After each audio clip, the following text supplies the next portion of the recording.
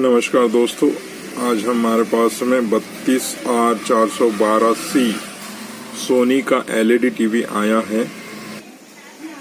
4-5 महीने पहले इस मॉडल में सैमसंग का सिंगल कॉप पैनल लगाया था और कस्टमर को दे दिया था।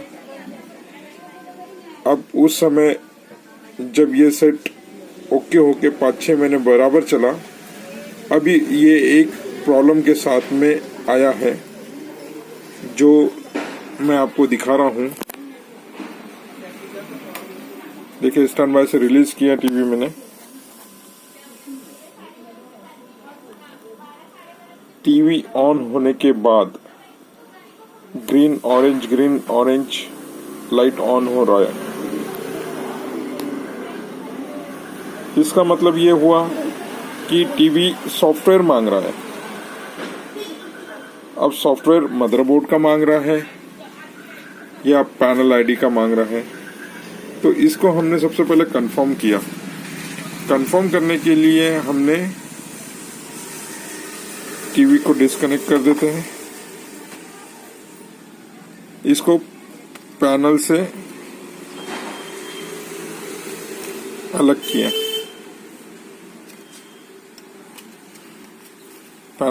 किया, पैनल आईडी लगी रहने दिया। अब देखते हैं टीवी में क्या सिम्टम्स आते हैं।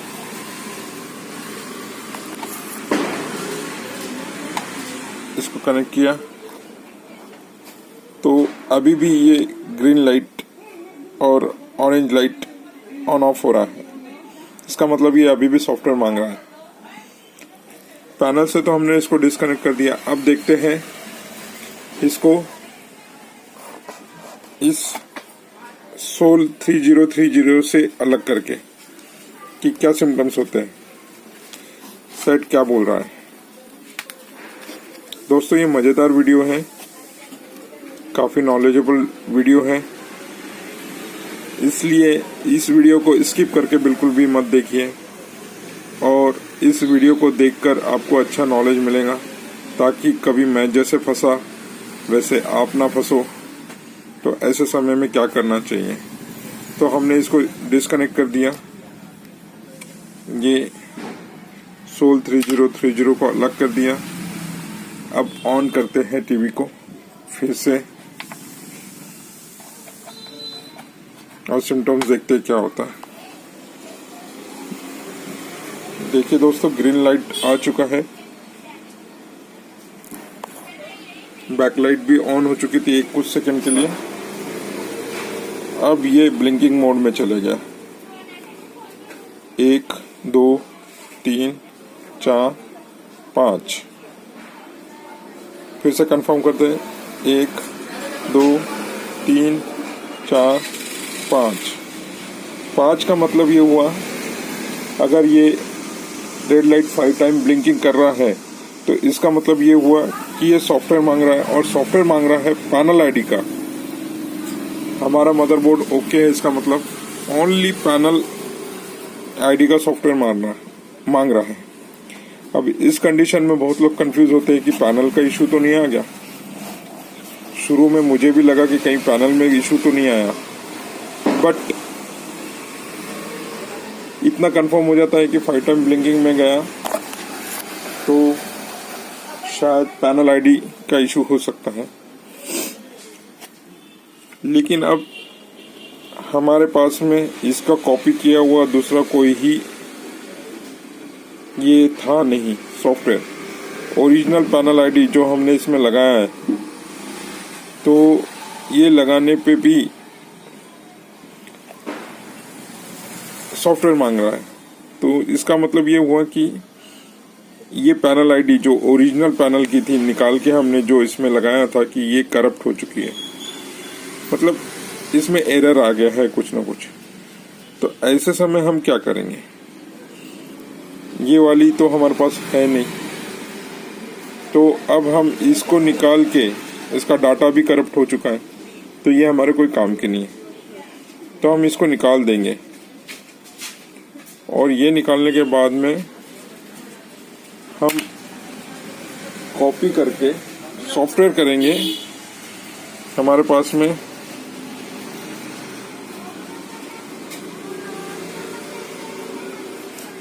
2432 SMD मेमोरी आती है।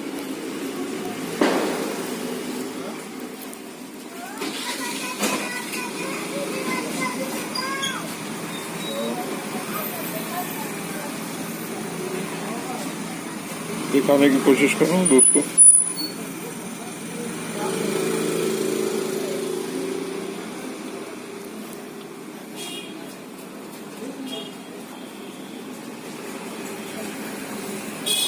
देखिए इसका नंबर शायद दिख रहा हो आपको, 24330, सॉरी 24C32 यानी 24C32। ये SMD मेमोरी को हम ब्लैंक करेंगे और ब्लैंक करके इसमें सॉफ्टवेयर करेंगे और सॉफ्टवेयर करके फिर इसी सोल 3030 में लगाएंगे और लगाकर देखेंगे कि हमारा सेट ओके होता है या नहीं। तो आज हम RT890F से आईसी को कैसे प्रोग्रामिंग करते हैं ये बताऊंगा मैं आपको दोस्तों।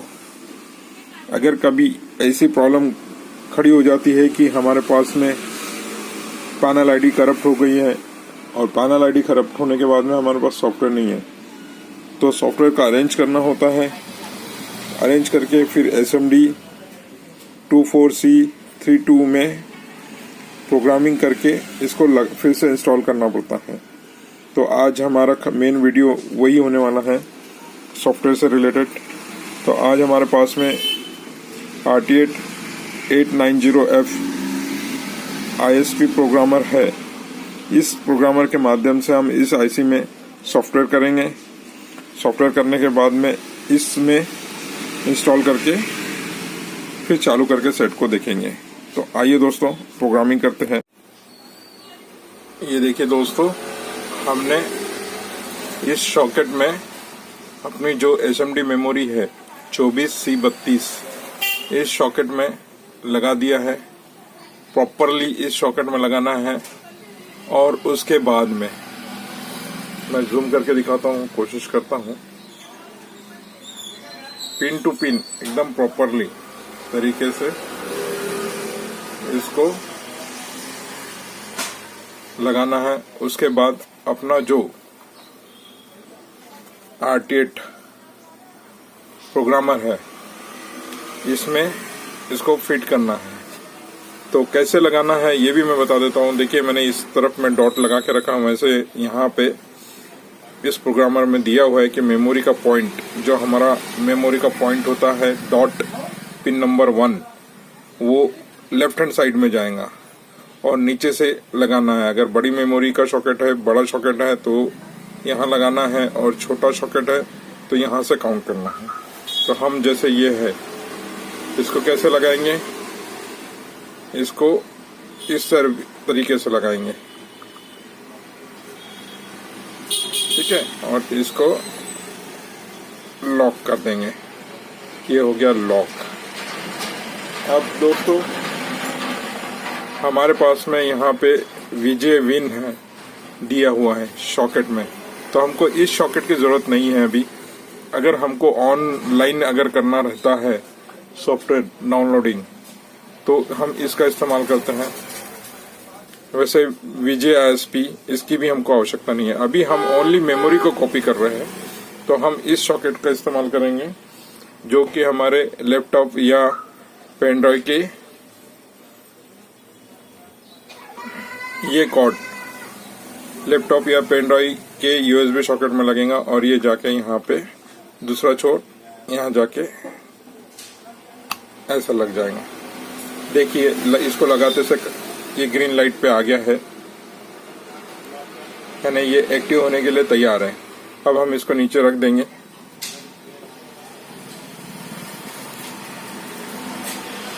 देखिए दोस्तों, हमने इसको यहाँ रख दिया है प्रोग्रामिंग करने के लिए। और अब हम लैपटॉप की या मॉनिटर की स्क्रीन पे जाएंगे और अब हम RT890F को ऑन करेंगे। मैं थोड़ा कैमरा सिलेक्ट एडजस्ट कर लेता हूँ। कमांड देंगे हम RT890F ऐप को ओपन करने की। तो ये देखिए ओपन हो रहा है।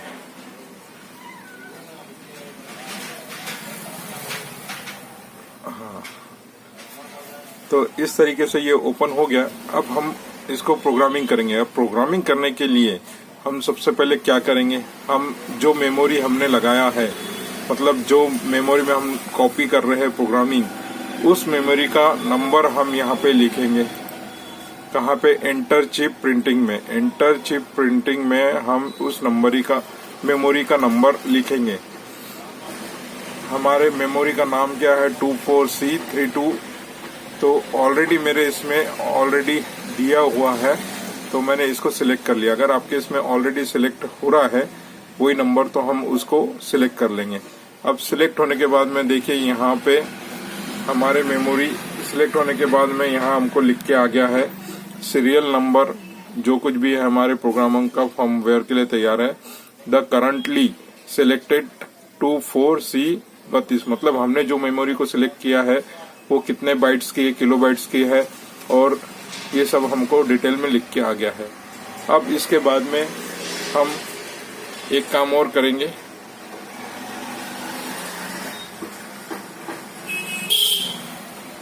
अब जो हमारे पास में हमने जो मेमोरी लगाया है, ये मैंने फ्रेश मेमोरी नहीं लिया है, मेरे पास में रखी थी तो मैंने वही लिया है। तो इसमें ऑलरेडी कोई ना कोई सॉफ्टवेयर या प्रोग्रामिंग होगा, तो हम इसको पहले इरेज करेंगे। और वैसे भी नई मेमोरी भी लगाते हैं तो हमको उसको वेरीफाई, इरेज और ब्लैंक तीनों चीजें करनी चाहिए।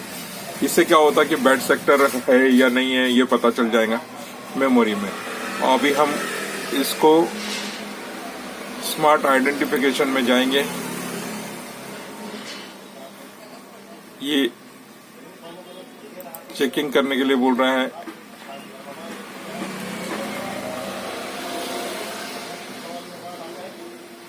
तो हम सबसे पहले इसको इरेज करेंगे।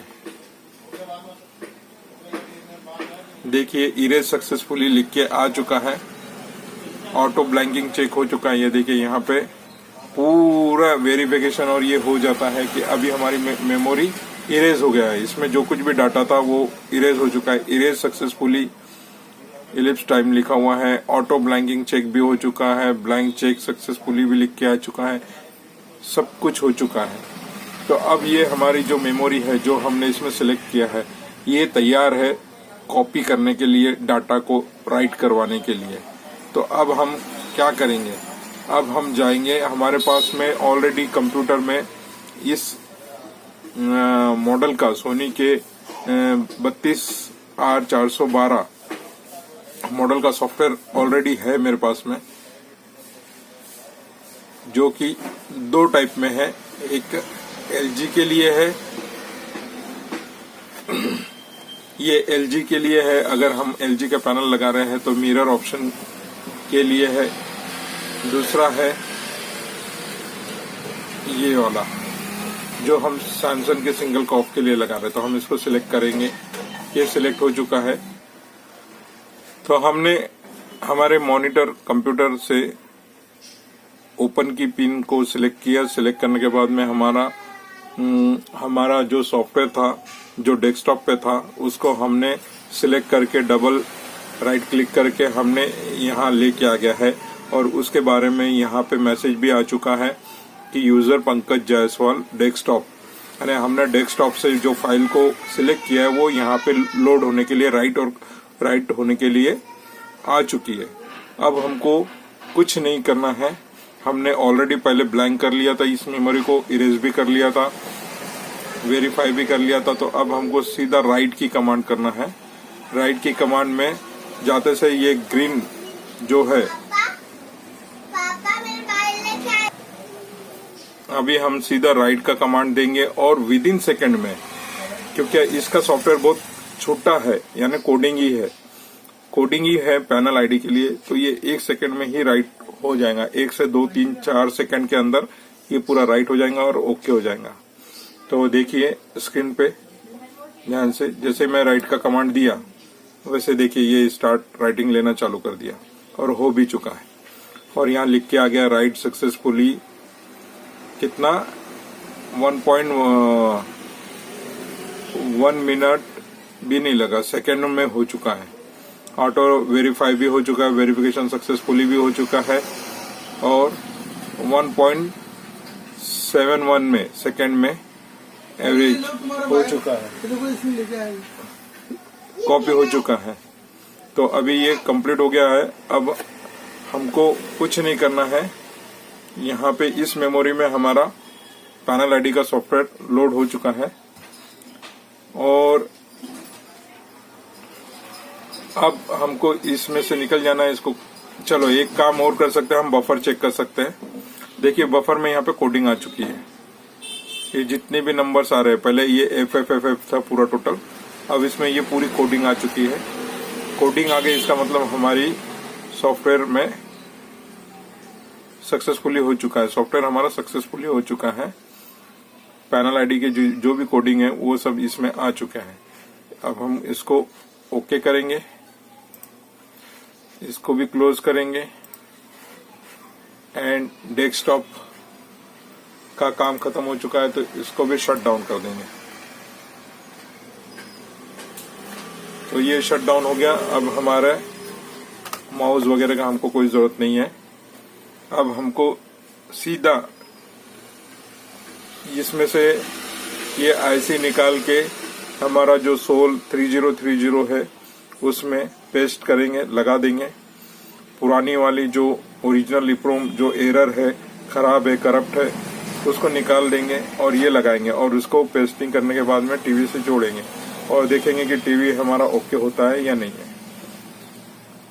दोस्तों इतना आसान तरीका होता है, लेकिन अगर मान लीजिए सॉफ्टवेयर नहीं है तो तकलीफ जाती है। तो फिर सॉफ्टवेयर के लिए कुछ ग्रुप्स बने हुए हैं, उस ग्रुप को ज्वाइन करिए। अगर आपको इस मेमोरी का सॉफ्टवेयर चाहिए, इस मॉडल का पर्टिकुलर सॉफ्टवेयर चाहिए, तो मेरे टेलीग्राम चैनल को आप ज्वाइन कर सकते हैं। ऐसे बहुत सारे सॉफ्टवेयर मैं उस चैनल पे डालते रहता हूँ, तो आप उसमें ऐड हो जाइए तो आपको भी ये सॉफ्टवेयर मिल जाएगा।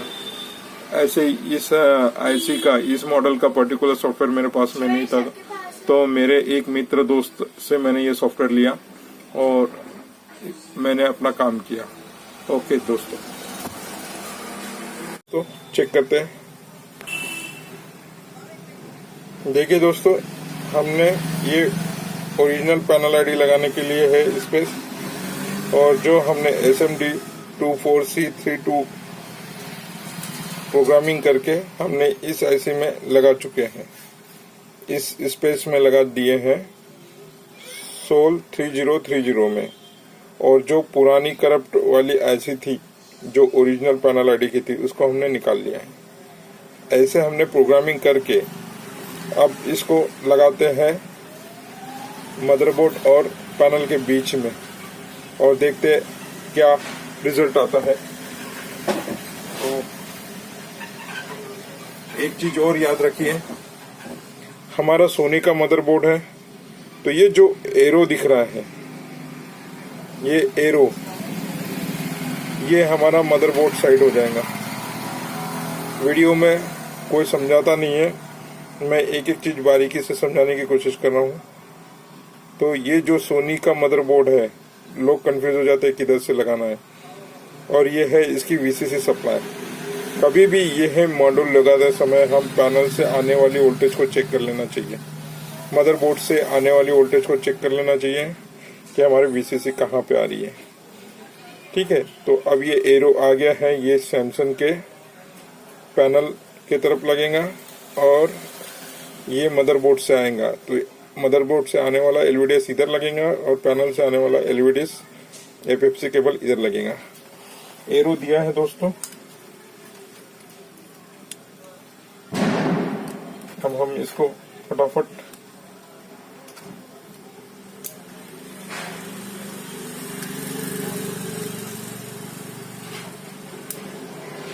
ये हमने लगा लिया है, चालू करके देखते हैं। इसको टेप तो दिया हुआ है, नीचे डबल साइडेड टेप लगा हुआ है, ये हमने पेस्ट कर दिया। अब देखते हैं हमारा सेट ऑन होता है या नहीं होता है। ये अभी हम अडेप्टर से कनेक्ट करने जा रहे हैं।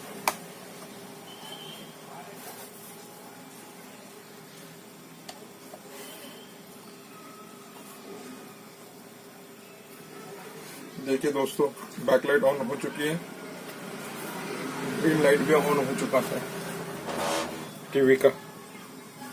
इसका मतलब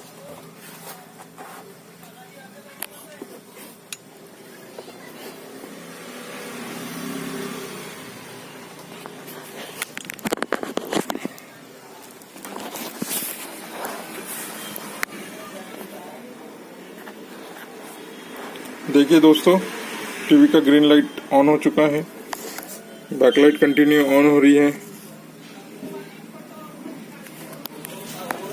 हम देखते हैं हमारे टीवी में स्क्रीन में कुछ आया है या नहीं।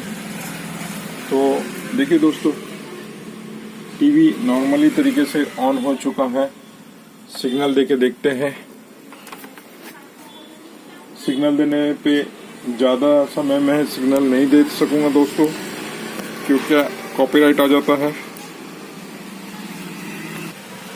तो हमारा प्रॉब्लम तो सॉल्व हो चुका है, एकदम क्लियर पिक्चर है। मैपिंग का इशू तो आता है सॉफ्टवेयर करने के बाद, लेकिन हमने इसमें पहले ही मैपिंग की पिन जो सिलेक्टर पिन होती है, उसको हमने जंपर मार के मैपिंग का प्रॉब्लम पहले ही सॉल्व कर चुका था, इसलिए अब इस वीडियो में मैं बताऊंगा नहीं। बाकी एकदम बढ़िया तरीके से ये टीवी ऑन हो चुका है। सोनी में अगर ग्रीन और ऑरेंज कलर के लाइट कंटिन्यू ब्लिंक करता है, इसका मतलब ये नहीं होता कि पैनल खराब है, पैनल आईडी भी खराब हो सकती है। तो हमने आज के वीडियो में यही सब किया है। जिसको भी अगर मान लीजिए सॉफ्टवेयर की जरूरत पड़ती है इस मॉडल के पर्टिकुलर, तो मेरा टेलीग्राम पे चैनल है पंकज इलेक्ट्रॉनिक के नाम से, आप उसको ज्वाइन कर सकते हैं और उसमें मैं ये सॉफ्टवेयर डाल के रखूंगा। जिनको भी जरूरत है वो अपनी आवश्यकता के अनुसार ले सकते हैं। दोस्तों टेलीग्राम पे तो मैं ये सॉफ्टवेयर डाल दूंगा और साथ ही साथ एक लिंक भी इसी वीडियो के डिस्क्रिप्शन में डाल दूंगा, ताकि आप उस लिंक को प्रेस करके टेलीग्राम के चैनल पर भी जा सकते हैं और वहां से सॉफ्टवेयर ले सकते हैं। और दोस्तों, अगर आपको मेरा यह वीडियो पसंद आया हो तो प्लीज़ मेरे वीडियो को लाइक करिए, शेयर करिए, नोटिफिकेशन बेल ऑल पे करिए। दोस्तों, वीडियो को बनाने में काफ़ी मेहनत होती है, इसलिए आपसे गुजारिश है कि अगर आपको यह वीडियो पसंद आया तो लाइक कीजिए और ज़्यादा से ज़्यादा शेयर कीजिए। ओके दोस्तों, थैंक यू। जय हिंद, जय महाराष्ट्र।